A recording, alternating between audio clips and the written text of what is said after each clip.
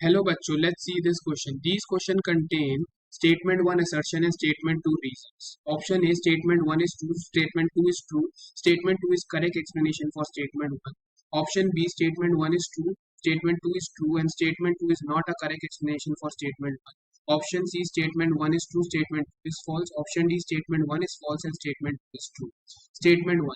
The balancing of chemical equation is based on law of conservation of mass because statement 2 total mass of the reactant is equal to the total mass of the product.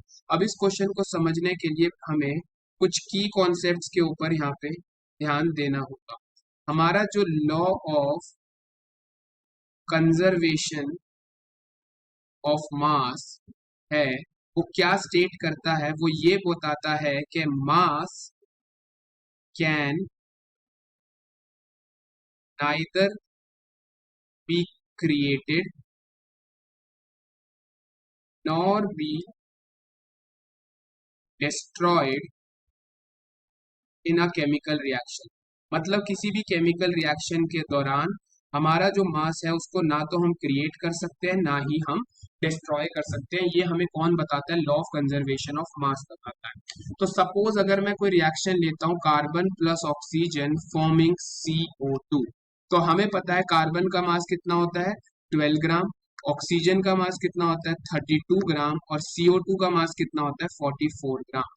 तो यहाँ पे हम देख सकते हैं कि जो mass of product है that is CO2, it is equal to the sum of the mass of all the reactants. ठीक है, जितने reactants है अगर मैं उनके मास का सम करूंगा that will be equal to the mass of the product. तो balancing of a chemical reaction जो है वो law of conservation of energy की टर्म्स में ही हमारे पास करी जाती है, क्योंकि अगर हम देखेंगे यहाँ पे हमारे पास हमारा 1 mole of carbon 1 mole of oxygen के साथ रिएक्शन करके 1 मोल ऑफ CO2 क्या कर रहा है यहाँ जनरेट कर रहा है. तो यहाँ पे जो बैलेंसिंग है वो उसी अकॉर्डिंग में करी गई है कि mass of the product become equal to the mass of the reactant which is being stated by the law of conservation of mass. यानी हमारा करेक्ट आंसर क्या हो जाएगा? Option number A, where statement 1 is true and statement 2 is true and statement 2 is the correct explanation for statement 1. I hope you understood it well. All the best. Thank you.